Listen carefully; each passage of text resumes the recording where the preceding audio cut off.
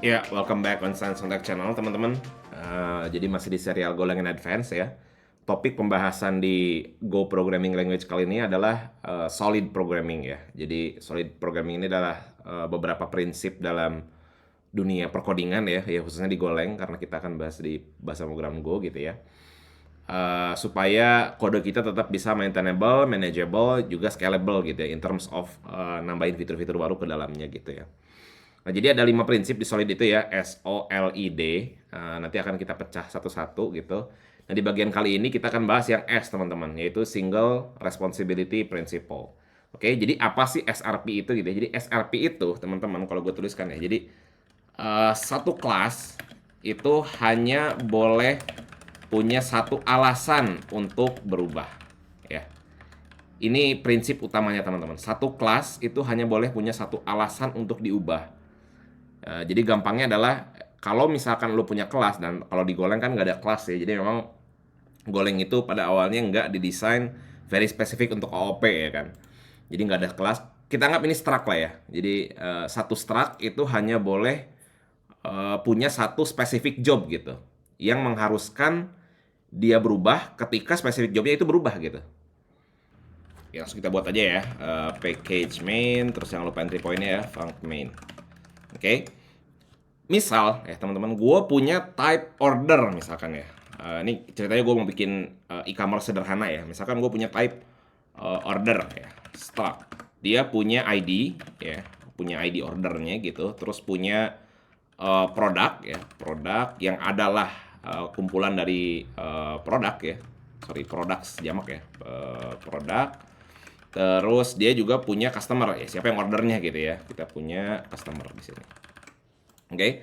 Nah, teman-teman, dari sini gua mau coba langsung pecah jadi beberapa package ya, supaya nanti teman-teman bisa lihat eh, bagaimana cara kita nge-scale dari codingannya gitu ya. Ini kan kita bicara tentang solid programming, di mana nanti tujuan akhirnya adalah punya kode yang maintainability-nya bagus gitu ya, dan scalability-nya juga bagus ketika teman-teman mau nambah beberapa fitur atau customisasi fitur gitu ya. Nah, ini gua akan pecah dulu jadi beberapa package, teman-teman. Order ini gue pindahin jadi satu package gitu ya, namanya order.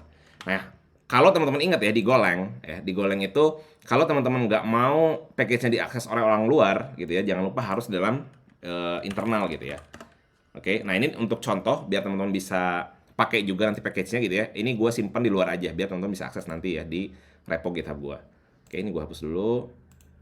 Oke, order kita pindahin ke sini ya, order.go. Oke, ini kita pindahin. Di sini berarti package order ya. Oke, nggak ada masalah dengan ini ya. As always, teman-teman harus ngerti dulu basic pemrograman Go ya, supaya teman-teman ngerti gimana cara import package dan segala macam. Oke, karena ini adalah tutorial Golang lanjut.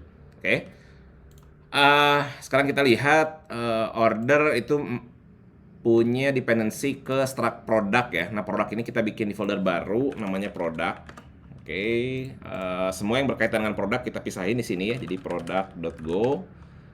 Terus satu lagi ada customer tadi ya, customer. Tinggal masukin customer.go. Oke, kita bikin package customer gitu ya. Terus di sini ada package product. Oke, kita bikin struct-nya ya, type product itu adalah punya ID dia ya, ID, terus name-nya, jangan lupa nama produknya, terus ada price ya, kita pakai float aja deh teman-teman. Oke, terus kita punya customer, kita bikin juga type customer struct ya, terus dia punya ID juga ya, ID, terus dia punya name, jangan lupa. Oke, sederhana ya. Kita balik lagi ke order. Nah, instead of kita import, pakai langsung produk ini, kita import dulu package-nya ya kan. Berarti product. Ya, ini juga customer sama ya, berarti customer.customer. Oke, Bang ini kok tiba-tiba muncul kayak gini? Ya, betul. Makanya gue bilang teman-teman harus lihat dulu Golang basic ya, supaya teman-teman ngerti cara import, cara bikin package gitu ya, biar teman-teman nggak bingung ngikutin ini. Oke. Nah, sebenarnya teman-teman, balik lagi ke materi SRP ya. Jadi satu kelas itu hanya punya satu alasan untuk berubah. Sebenarnya tanpa kita sadar ini adalah salah satu bentuk SRP, teman-teman. kita udah pecah nih tanggung jawabnya ke masing-masing struct ya. Jadi order, semua yang berkaitan dengan order kita pecah dalam satu struct ini, order. Paham ya? Terus semua yang berkaitan dengan produk ya kita pecah ke dalam package itu sendiri, produk itu sendiri. Kebayang ya? Tanpa maksudnya secara tidak langsung gitu ya, kita sudah melakukan SRP di sini. Tapi teman-teman, SRP kita is not enough. Jadi masih belum cukup nih teman-teman. Kenapa? Karena kalau teman-teman ingat di order itu kan ya setidaknya ada 3 metode umum ini ya. Pertama itu bisa calculate total order ya kan, total price lah ya. Yang kedua itu bisa generate invoice. Ya dong, harus dong. Ya, biar bisa nagih ke customer ya kan. Terus yang ketiga, at least harus ada shipping. Yalah, kalau nggak ada shipping gimana caranya kita ngasih tahu ke logistik service untuk bisa ngangkut barang kita gitu ya, pick up barang kita kan nggak bisa ya kalau misalkan nggak ada service shipping ini atau method shipping ini. Oke? Nah, kalau teman-teman paham akan prinsip SRP tadi gitu ya, satu kelas dalam hal ini di Go ini kan karena memang didesain tidak spesifik menjadi OOP gitu ya. Dalam ini struct gitu ya, let's say struct gitu. Satu struct itu hanya boleh punya satu alasan ketika codingannya akan dirubah gitu. Ya, atau gue bilang sederhananya adalah satu struct itu hanya punya specific functions. Ya udah, misalkan order ya udah hanya untuk nyimpen data order aja gitu. Jadi kayak push, set, terus delete gitu ya, delete ordernya segala macam. Pokoknya yang berkaitan dengan order, penyimpanan data order, baru dibikin metodenya order gitu. Nah, tapi kalau teman-teman belum mengerti secara komprehensif apa itu SRP ya, penerapan SRP, Single Responsibility Principle as a part of solid programming gitu ya, teman-teman akan buat calculate total price ini as a part of method order, teman-teman. Contoh, func order, di sini kita akan bikin calculate total price. Oke, mengembalikan sebuah float 64 ya. Ya sederhana ya, misalkan var total tinggal bikin float 64, defaultnya 0, kita looping ya. Elemen range dari products ya. Tinggal totalnya di increment untuk setiap price-nya. Oke, terus kita return total ya. Sederhana. Oke. Nah, tapi apa yang terjadi teman-teman ketika nanti cara mengkalkulasi price-nya itu berbeda? Contohnya apa bang? Contohnya ketika ada diskon misalkan. Maka ini akan berubah kan? Ya, kalkulasi ini akan berubah. Pasti akan berubah. Ya. Terus apa masalahnya bang kalau rubah? Tinggal rubah aja function ini gitu ya. Permasalahannya teman-teman, kalau ini as a part of order, berarti teman-teman menyentuh codingan yang berkaitan langsung dengan order di sini, struct order di sini. Implikasinya apa? Implikasinya ketika teman-teman punya metode lain, dalam hal ini generate invoice atau shipping gitu ya, akan ada kemungkinan behavior yang berubah karena teman-teman merubah codingan si struct ini gitu, yang as a part of metode yang lain gitu, kebayang ya? Teman-teman mungkin secara nggak sengaja ngubah produk ini jadi struct yang lain misalkan, yang mana invoice dan shipping bergantung sama produk itu gitu, sama struct produk itu. Nanti terjadi error di metode yang lain. Ya, itu yang pertama. Yang kedua, kalau teman-teman tadi ya, let's say ada perubahan cara calculate, ada diskon misalkan gitu ya. Teman-teman dengan tim yang lain gitu ya, dengan engineering yang lain, maksudnya dengan engineer yang lain, akan ada kemungkinan merubah file codingan yang sama. Yaitu di sini gitu kan, di file ini nih, di file segini. Ya, permasalahannya apa bang? Permasalahannya adalah akan ada chance untuk terjadinya konflik. Oke? Paham ya? Itu problemnya teman-teman. Oke, kita terusin dulu. Generate invoice, func order, ya, generate invoice. Ini gede ya, snake case invoice. Misalkan dia cara invoice-nya itu kita looping aja lah ya. Sederhana, elemen range dari products, misalkan di atasnya kita print dulu deh biar keren ya. Misalkan invoice gitu. Tuh agak. Oke, terus kita println aja di sini elemen name-nya gitu ya. Terus ada spasi dikit, terus ada elemen price-nya, terus di bawah ada totalnya. Nah, totalnya ini kan kita bisa calculate tadi ya. Total sama dengan o.calculate price ya. Oke, dapat langsung totalnya, terus kita print lagi di bawahnya. Kita batas dulu deh. Oke, terus kita println total. Oke, sederhana untuk generate invoice. Oke, apakah ada kemungkinan format invoice ini berubah? Yes, pasti ada dong. Misalkan teman-teman ada update nih, oh template invoice-nya pengen berubah, pengen seperti ini, pengen seperti itu gitu ya. Akan ada kemungkinan berubah. Again, permasalahan yang sama terjadi untuk calculate total price. Dalam hal ini sudah melanggar ya, sudah melanggar prinsip SRP. Oke, order itu hanya diperuntukkan untuk nyimpan data order, gitu ya. Jadi perubahan-perubahan yang terjadi hanya boleh melibatkan fungsionalitas penyimpanan data order. Oke, tapi kita punya function yang lain nih, ternyata yang tanggung jawabnya berbeda, yaitu mengkalkulasi harga gitu ya, yang sama sekali tidak ada hubungannya dengan simpan menyimpan data order gitu ya. Paham ya? Itu apa namanya SRP, pelanggaran SRP pertama gitu ya. Yang kedua, pelanggaran yang kedua adalah yang ini, generate invoice. Ini juga tidak berkaitan langsung dengan penyimpanan data order ya kan. Kebayang ya? Paham ya? Nah, terakhir yang shipping sederhana aja ya. Oh, order shipping gitu ya. Println shipping requested. Nah, gini aja ya, biar sederhana. Oke. Nah, sekarang kita coba dulu codingannya teman-teman. Kita coba untuk bikin order dulu di main.go. Oke, di sini kita bikin satu order ya. O sama dengan order. Oke, kita bikin ordernya itu ID-nya misalkan 100, products-nya itu adalah array dari produk ya. Produk. Kita bikin misalkan ID-nya 1, name-nya misalkan book gitu ya. Terus price-nya 2.500 misalkan. Oke. Terus ada lagi berikutnya ID-nya 2, misalkan name-nya pen, misalkan price-nya 3.000 lah misalkan. Oke. Maka ketika kita apa namanya? Let's say generate invoice gitu ya. O.generate invoice. Go run main.go. Lihat, jalan ya. Nggak ada masalah dengan fungsionalitasnya.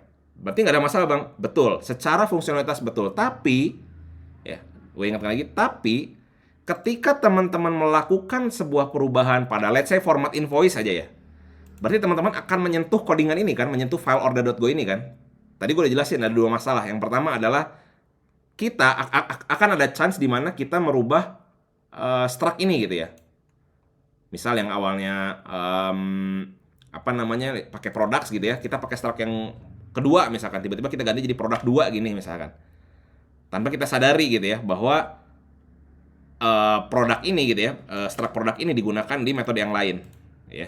Maka metode yang lain akan terjadi crash gitu ya, harus mengulang testing dari awal harusnya gitu ya.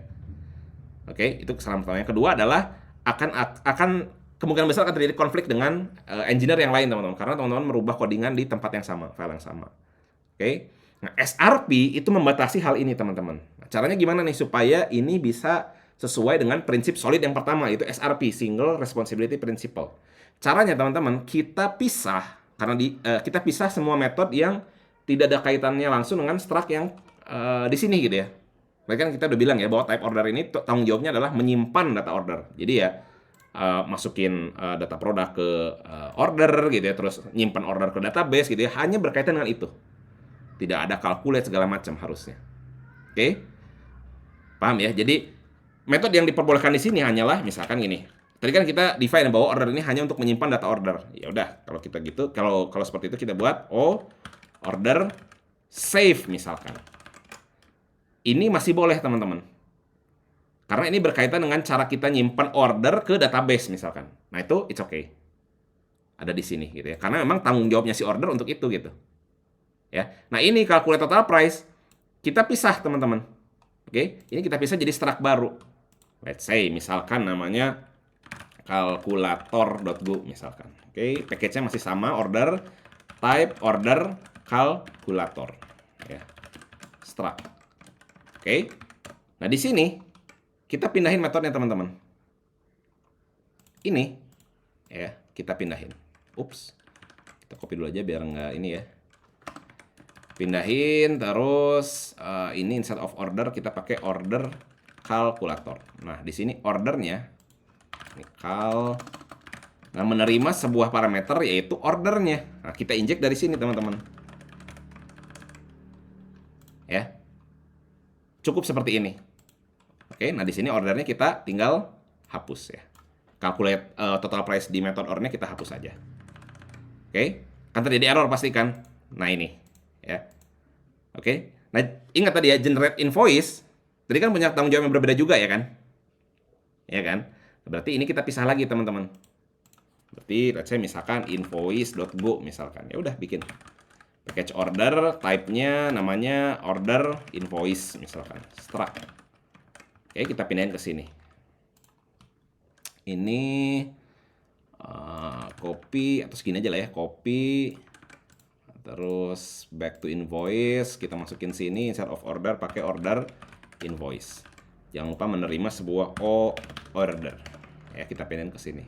Diinjeknya dari parameter functions ya. Oke, nah, sekarang ini bisa kita hapus, teman-teman.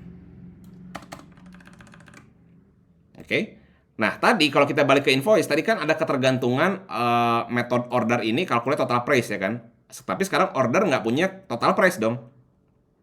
Ya dong. Caranya berarti kita ambil dulu kalkulatornya teman-teman. Berarti cal gitu ya, sama dengan betul order kalkulator. Kita inisiasi dulu objeknya. Oke. Nah, sekarang instead of manggil order secara langsung gitu ya, kita pakai struksi cal tadi, cal dot calculate total price, masukin O-nya, ordernya maksudnya. Ordernya dari mana bang? Dari parameter ini di sini. Kita passing lagi ke sini. Paham ya? Ngerti ya? Oke, begitu pula dengan yang shipping. Shipping juga sama, kita bikin baru shipping.go. Oke, package order, terus type shipping ya, atau order shipping struct. Oke, kita pindahin metodenya teman-teman dari order. Ini kita pindahin, terus masukin sini ya. Instead of order, di sini ada order shipping ya.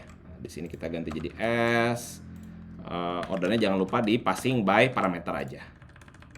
Oke, kita masukin di sini misalkan o.id, bolehlah. Order ID. Oke. Nah, sekarang kalau kita lihat ke main gitu ya, tetap ada error teman-teman. Kenapa? Karena sekarang order tidak bisa langsung menggunakan metode generate invoice. Ya, jadi kalau teman-teman mau generate invoice, ya, berarti teman-teman harus menginisiasi dulu betul, struct order invoice. Ya, jadi invoice order invoice. Kita bikin dulu. Baru di sini pakai gitu ya, invoice dot generate invoice, masukin ordernya ke sini. Paham ya? Oke. Di sini masukin addressnya ya, sorry. Kalau kita jalanin exactly sama. Ya. Terus bedanya apa bang? Bedanya ketika teman-teman terjadi perubahan metode untuk mengenerate invoice gitu ya. Oh, format invoice-nya mau berbeda nih. Misalkan instead of pakai sama dengan, kita pakai begini misalkan ya. Ini kita ganti jadi begini-begini misalkan. Ya. Lihat. Jalan exactly sama, tapi perbedaannya adalah chance untuk terjadinya konflik dengan engineer lain itu tidak ada. Ya, ketika teman-teman benar-benar exactly ngerjain satu service untuk generate invoice aja gitu ya, bukan untuk general order di sini.